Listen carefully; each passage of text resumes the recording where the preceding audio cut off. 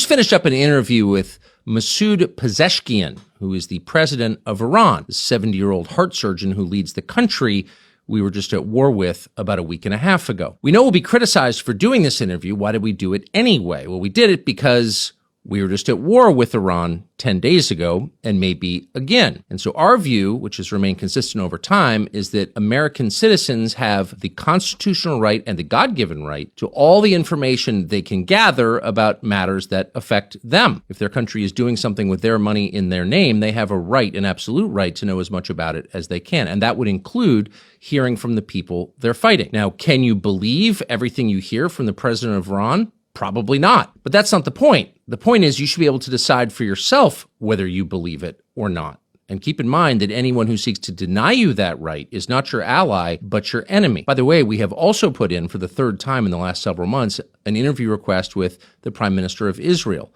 Benjamin Netanyahu, and we hope he accepts that. The interview is limited by a couple of factors. One, it was done by remote through a translator. That's always awkward. For another, I don't speak Persian. And there are all kinds of questions that I didn't ask the president of Iran, particularly questions to which I knew I could not get an honest answer, such as, was your nuclear program totally disabled by the bombing campaign by the U.S. government a week and a half ago? There's no chance he's going to answer that question honestly. I didn't bother to ask it. The answer, in fact, from an American perspective, even from the CIA's perspective, is unknowable. So we dispensed with those, and I asked him very simple questions, such as, what is your goal? Do you seek war with the United States? Do you seek war with Israel? Et cetera, et cetera, et cetera. Again, the purpose of this was not to get to the absolute truth. That's impossible in an interview like this.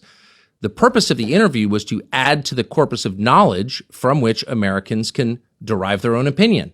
Learn everything you can, and then you decide. That's the promise of America. And we hope that this interview does a small part to making that promise real. This interview will be up as soon as we have done editing it, as noted, and that should be in a day or two.